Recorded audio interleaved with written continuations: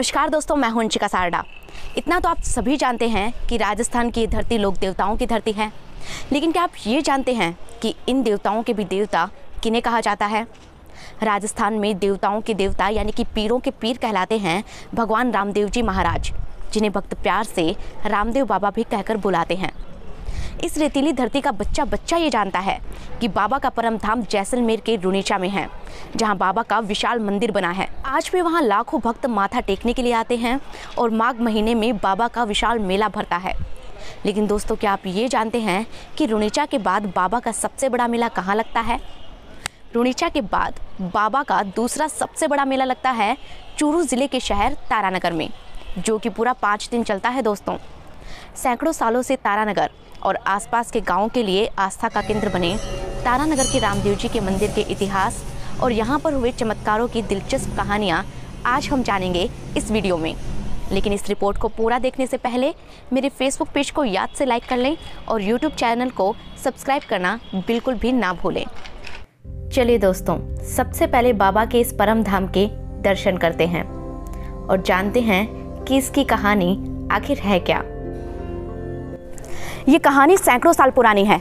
कहा जाता है कि इस जमीन पर भगवान शिव का मंदिर बनाया जाना था, लेकिन जब जमीन की खुदाई की गई तो यहाँ पर रामदेव जी के चरण यानी कि पैर जमीन से निकले। लोग कहते हैं कि भगवान रामदेव खुद ये चाहते थे कि उनका मंदिर यहीं बने, लेकिन फिर भी इस भूमि के मालिक ने बाबा का मंदिर नहीं बनवाया। इस वजह से उनके व्यापार में नुकसान होना शुरू हो गया। जब हालात बिगड़ने लगे तो उन्हें अपनी भूल का एहसास हुआ और उन्होंने मंदिर बनवाना शुरू किया। तो दोस्तों, अब चलते हैं मंदिर के अंदर। मंदिर का ये विशाल दरवाजा है। आगे की सड़क जो है वो पक्की बन चुकी है। तारानगर का ये एक तरह से चेहरा माना जाता है। फिलहाल मंदिर बहुत सुंदर भी सजा हुआ है और यहाँ पर काफ़ी सारी दुकानें भी लगी हुई हैं, क्योंकि रामदेव जी का मेला चल रहा है। हजारों श्रद्धालु रोजाना यहाँ पर माथा टेकने के लिए आ रहे हैं। रात को मंदिर बेहद खूबसूरत जगमगा उठता है। आप खुद देखिए यहाँ पर कितनी चहल पहल है। अब हम चलते हैं मंदिर के अंदर।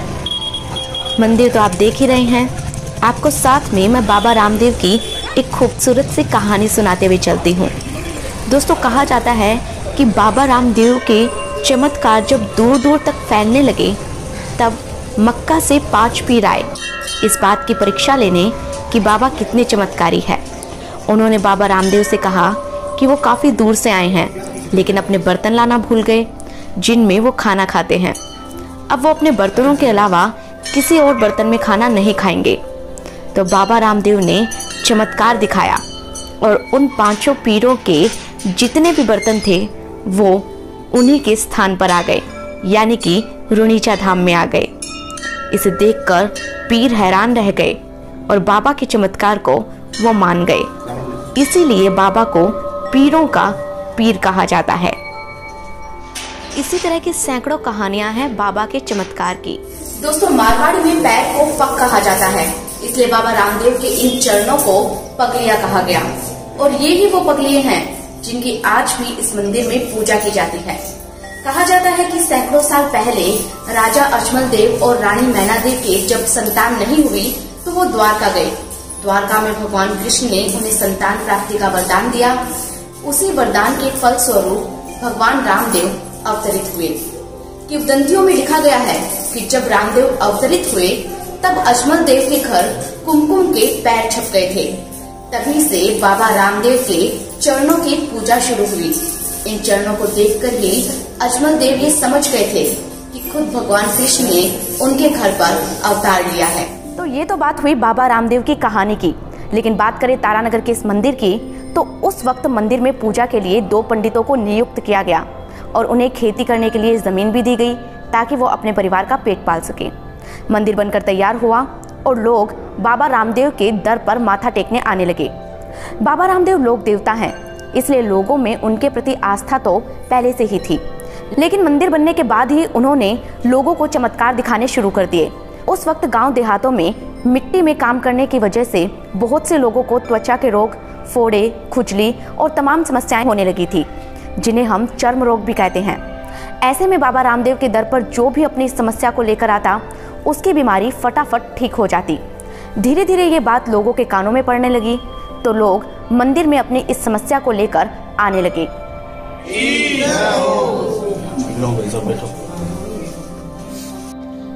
यूं तो भक्त जो चाहें वो चढ़ा सकते हैं, लेकिन बाबा बहुत ही जल्दी प्रसन्न हो जाते हैं बिना किसी खास चढ़ावे के। बस बाबा की परिक्रमा बोलनी पड़ती है दोस्तों। बाबा की भभूति और उनका जल बेहद चमत्कारी होता है जो लोगों की तमाम समस्याएं झट से दूर कर देते हैं। दोस्तों, बाबा के इस मंदिर में कोई खास पूजा पाठ या चढ़ावा नहीं करना पड़ता। बस आपको अपनी श्रद्धा से 3, 5 या फिर 7 दिन की फेरी बोलनी पड़ती है और काम बन जाता है। फेरी यानी कि परिक्रमा। बाबा रामदेव के मंदिर में आपने जितने दिन के लिए कहा है ना, उतने दिन के लिए लगातार आकर आपको परिक्रमा देनी पड़ती है। सिर्फ इतने से में ही बाबा खुश हो जाते हैं और मनोकामना पूरी कर देते हैं और लोगों की समस्याएं दूर कर देते हैं। दोस्तों, जितने दिन की फेरी आपने बोली है ना, उतने दिन आपको बाबा के दर पर लगातार आना पड़ता है। अगर आप नियम से अपनी फेरी देते हैं ना, तो आपके साथ चमत्कार ना हो ऐसा हो ही नहीं सकता। बाबा अपने भक्तों को कदम कदम पर चमत्कार दिखाते हैं और पर्चे देते हैं। अपने भक्तों को पर्चे देने शुरू किए तो लोगों में भी बाबा के चमत्कार के चर्चे फैलते गए। किसी को बाबा ने मरने से बचाया तो बहुत सारे लोग तो ऐसे थे जिन्होंने बाबा को कोसों दूर बैठकर याद किया और बाबा ने उनकी समस्याएं ठीक कर दी, उनकी बीमारियों को खत्म कर दिया।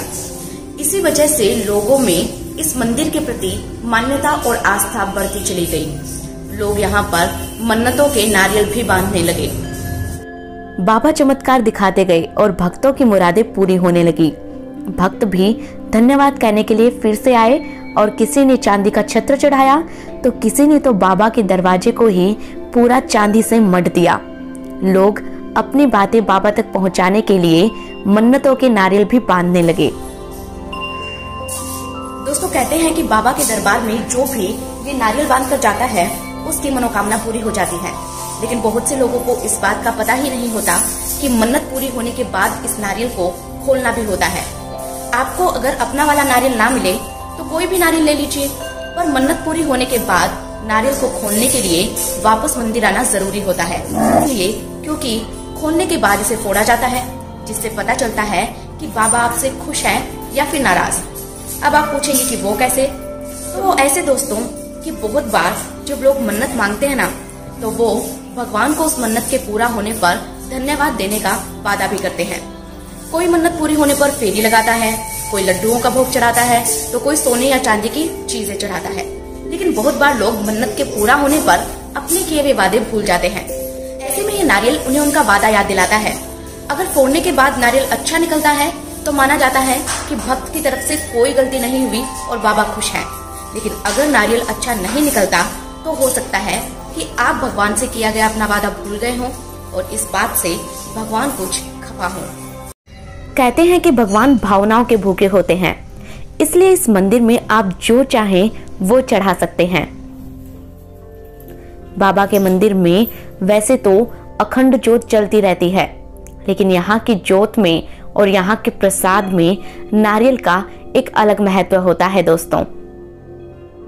यही वजह है कि नारियल के अच्छा और खराब निकलने के मायने भी बदल जाते हैं। अब नारियल की कहानी भी अलग अलग है दोस्तों।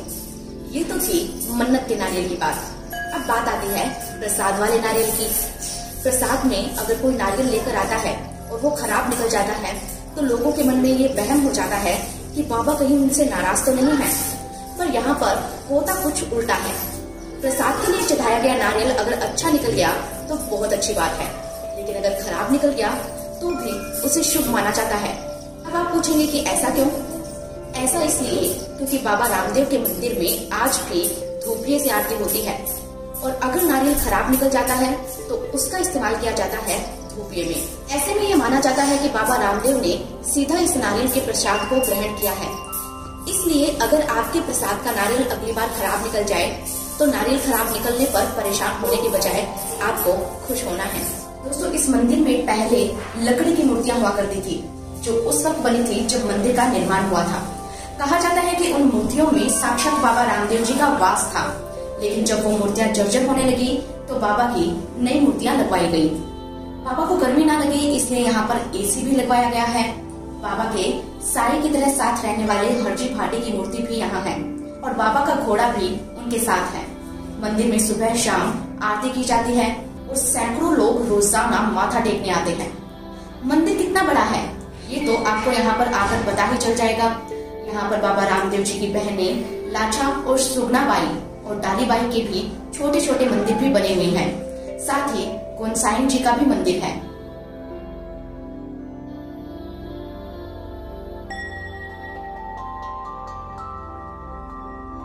ऐसा है, मैं 28-30 सालों से पर डे आ रहा हूँ। ये पुजारी जी भी जानते हैं। मेरे यहाँ हड्डी में बीच वाली अंगुली में इतना बड़ा हड्डी फंसा था। वो हड्डी इतना ऊंचा उठ गया कि ऑपरेशन तक की नौबत आ गई थी। लेकिन मेरी मम्मी पापा ने बोला कि तुम रामदेव जी रोजाना जाता है, जल भभूति लगा, अपना बाबा ठीक कर देगा। तो मैंने जल भभूति का 7 ही दिन लगाया था, वो मेरे याद रहता। और उसके बाद में लगाना भी भूल गया और मेरी मुट्ठी पे बंद होने लगी और एकदम ठीक हो गया। दोस्तों, जिस पेड़ के नीचे मैं खड़ी हूँ ना, पहले इसी के पास ही एक पेड़ हुआ करता था जिसे जाल का पेड़ कहा जाता था।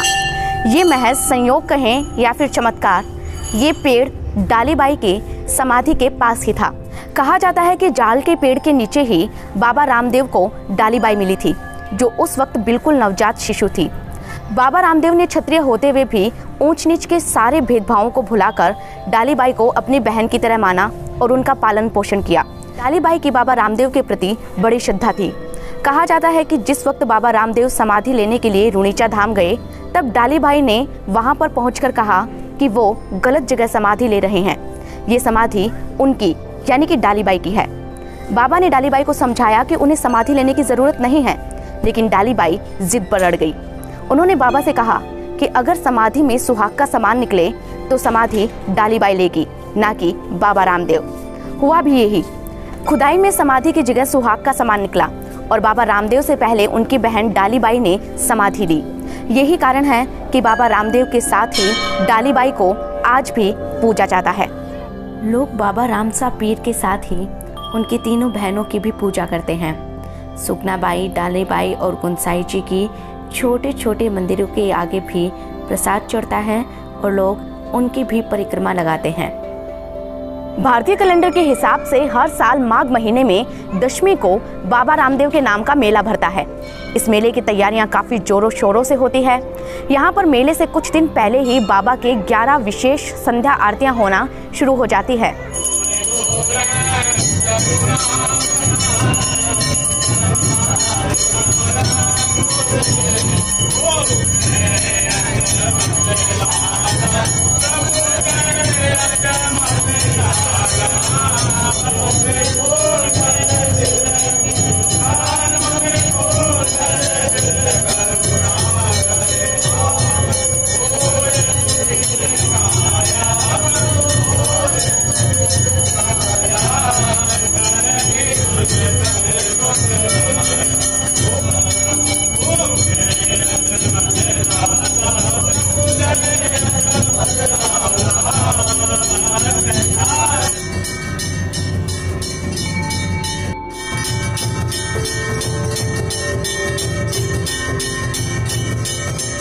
दशमी के दिन दूध से बाबा रामदेव का अभिषेक किया जाता है और भक्त चक्की चूरमे की सवामणी करते हैं। बाबा का प्रसाद लोगों में बांटा जाता है। मेला भी बहुत विशाल भरता है। दूर दूर से लोग यहाँ पर आकर दुकान लगाते हैं। लाखों रुपए का चढ़ावा आता है। बाबा रामदेव जी के दर पर आने वाले श्रद्धालु, जिन्हें जातरू भी कहा जाता है, वो रुणीचा धाम के बाद सबसे ज़्यादा तारानगर में ही आते हैं। दोस्तों, कहते हैं कि भक्त कोसों दूर बैठकर भी अगर बाबा को याद करे तो बाबा चमत्कार दिखाते हैं और बड़े से बड़ा चर्म रोग चुटकियों में दूर कर देते हैं।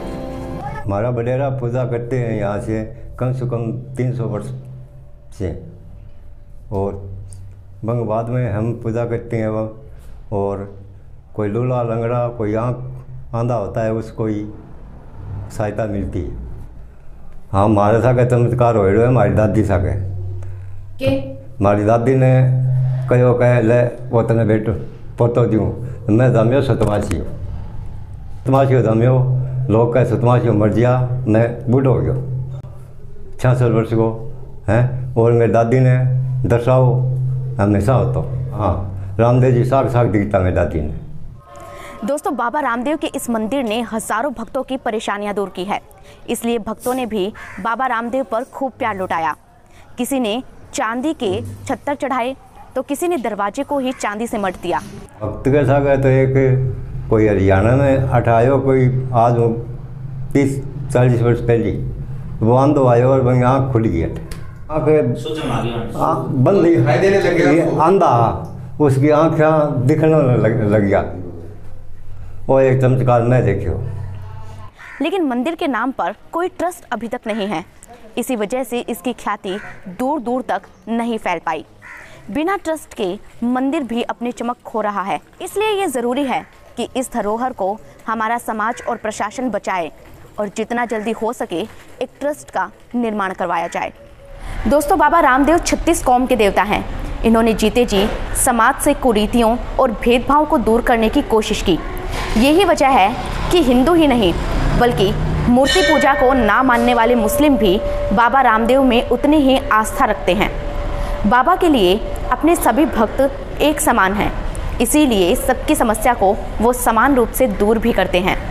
बाबा रामदेव के मेले में हर जाति और धर्म के लोग आते हैं, लेकिन अब ज़रूरी ये है कि इस चमत्कारी मंदिर की ख्याति एक बार फिर दूर दूर तक फैलाई जाए।